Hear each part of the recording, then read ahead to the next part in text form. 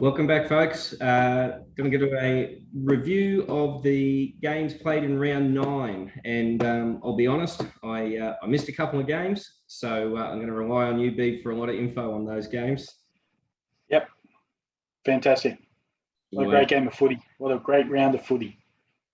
Excellent. Yeah, well, there's a couple of good wins for us, which we'll touch on. But the very first, the Storm just absolutely annihilated the Rabbits. And is there any chance they can break that 50-point hoodoo of not winning the grand final after having 50 put on you? Geez, you gotta wonder, right? Geez, the Storm were good, right? And Rabbits missing a few with Latrell, Graham, Murray, and Reynolds. 4 pretty good players, but 50's that's a toweling, right? So the Fox with a 6-pack, right? Well done to the Fox. But back to your question, can the Rabbits win it? Start of the season, we were both on the Rabbits. I'm saying the Rabbits can't win it now. Yeah. They're gone. I think it's very realistic that they can't, but if any team's a chance, I think they possibly are. If they get all their guys back, they get through Origin reasonably unscathed. We'll see what the second half of the year presents. But yep, plenty of years of history have proven that you can't. So yeah, good luck to them. Then the next couple of games where the Eels got a home over the Roosters, but not without a little bit of help perhaps from the refs in that one. Yeah, well, a couple of controversial moments with Niokore shouldering Tedesco and Brown coming in with the knees on Drew Hutchison. But yeah, look, I always felt the Eels were a better team, but if they had had one punted, could have been a totally different situation, right? So that said, don't feel sorry for the Roosters. They do okay with the rub of the green. Yeah, and look, that's a fair point too. Well, we'll just see how the Roosters bounce back after this week. I'm sure that they'll be pretty keen to put one on whoever they're playing, the Cowboys. Good luck to them. So, yeah.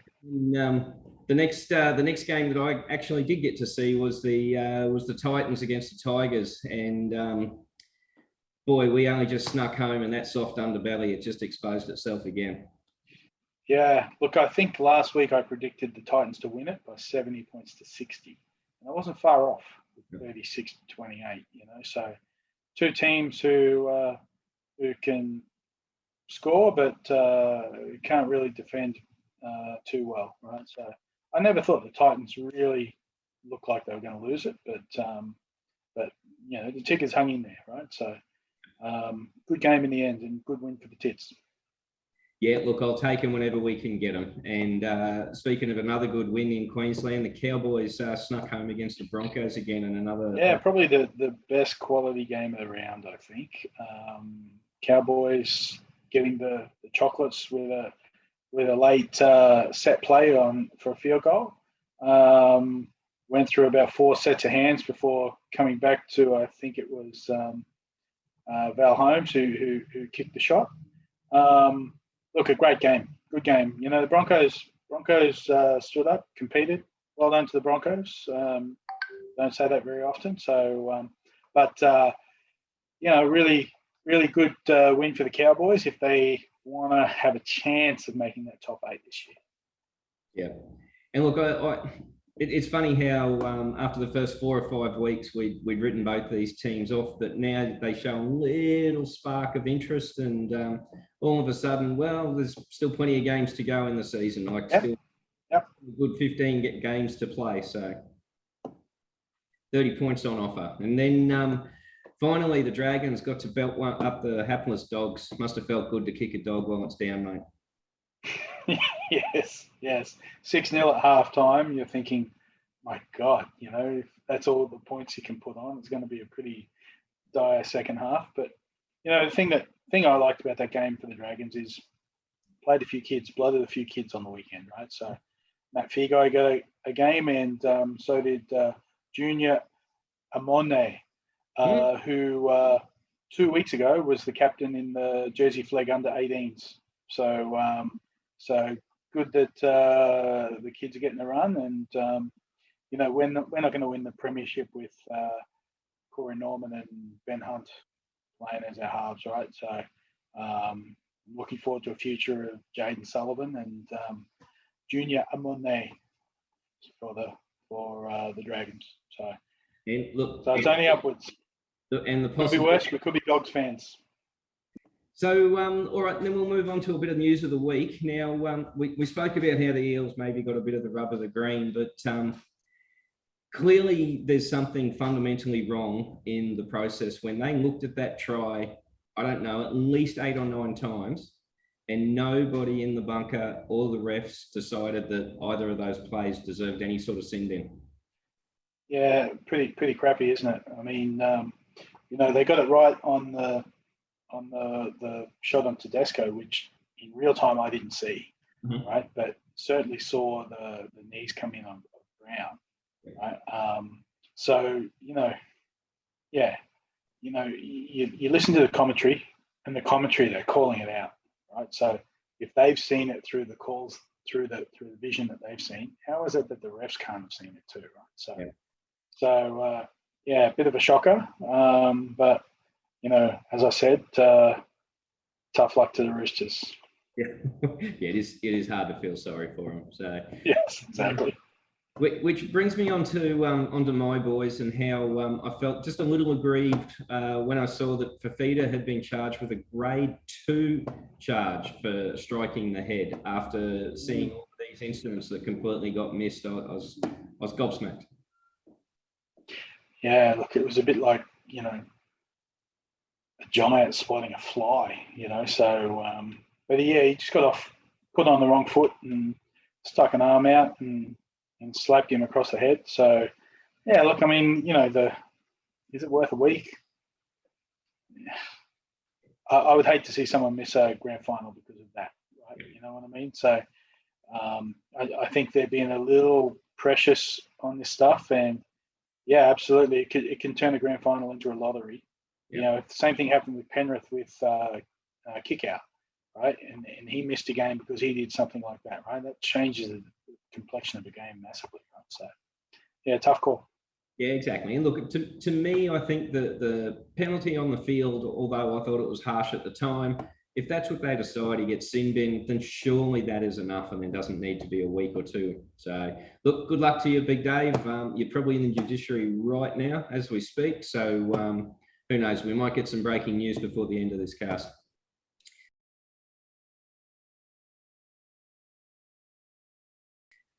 And we did. He got a 2-match ban.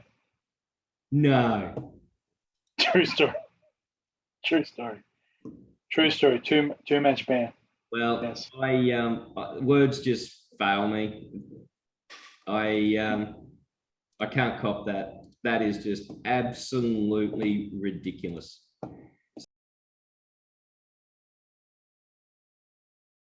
The other big news at the moment is all of these halfbacks that are unsigned for next year. And where do you want to start, mate? Do you want to start with Reynolds? Where's he going? Okay. Latest story we've had is that he may be a Bronco because they've raised the offer for 3 years for 2.4, which I think is exceptionally high. I think that's pretty good value for him. I think he's a very good player, right? Great. I think he'll be a Shark. I think he wants to stay in Sydney. So Wayne has said he's not going to be at the Rabbits. So Wayne is a perennial liar. So there's a good chance he might stay at the Rabbits too then, right? But I guess it's the Sharks. Where are you backing? Yeah, look, I hope he stays in Sydney. I agree with you that he is a very good player. But, you know, you hit that age of 30 and all of a sudden you're just not quite as good as you used to be. There's only a handful that can play on into their early mid-30s. It used to be the late 20s and people retiring. Now it's a little bit longer. I don't put Reynolds in that same category as the likes of Smith and Benji. But look, who knows? Wish him all the best. Yeah. Okay, good. once one of those pieces moves, then all of these others could fall. And you mentioned earlier, it's all going to go quick. Yeah, absolutely. And look, I think the first one to fall to start this might be George Williams at Canberra. Well, Georgie boy, I'm going to back Georgie to go back to England. I think he'll go back. I think he's had enough of Ricky's bullshit, and he misses getting on the piss with Johnny Bateman. So Georgie will be gone at the end of the year. Yeah. And all of these other players who are big, high-profile players. So Mitch Moses, I think will stay at the Eels, but he's on the market. Yeah, he's staying. He's going nowhere. Yeah. Hard to see him go anywhere else. Why would you? Yeah. You're in a window where you can win the flag, and let's be honest, you take it when you can. Absolutely. Then we've got three players who I think are all in roughly the same position. Very good in their day, have probably passed their prime, and are now looking for their next contract. And that's Corey Norman, the MILF, and Johnson from the Sharks. So where do you think they'll end up, mate? Yep. So I'm back in Sean Johnson will end up at Bronco. It's Kiwi, so he doesn't care about whether he lives in Sydney or Brisbane. So I think he'll end up there. He'll be a good player there. The MILF, I'm back in the MILF to become a Dragon, right? So he will go to the Dragons and he'll either be a 5'8" or he'll play fullback instead of Dufty, right? Because Dufty is unsigned. And then Corey Norman will end up where he was destined to be, and that's the Gold Coast, because, it puts together many of Corey's favourite pastimes, which is the surf, the sand, strippers, and illicit drugs. So Corey Norman to become a Gold Coast Titan. Version of that is poor old Taylor. I really liked him when he first signed his contract with us, and had a lot of hope for him. And he was even 50-50 chance of playing Origin that year when DCE hadn't established himself. And as soon as he didn't get that, he fell off a cliff and never recovered. I put money on him to win the Dally M, right, that year, right? So, and he was just terrible, right? So, look, I think he's going to get his career back. He's going to go and play for the Tigers, the Gundagai Tigers. So good luck, Ash, in the future. Yeah, and look, to be honest, I think England is probably the chance for him to maybe go and get a contract. And he'll do well there. He'll do well. A decent player, but just not quite up to it. So wish you all the best, mates. And I'm now just going to have to go and cry into my beard now that Fafita's been suspended. I'm still just gutted. Maybe it's time you get one, brother. All right, mate. Well, thanks for your thoughts on last week, and for breaking my heart just then on several occasions. And look forward to chatting to you about the round 10 games coming up for Magic Round. All right. Enjoy your footy. Peace out. Hit subscribe.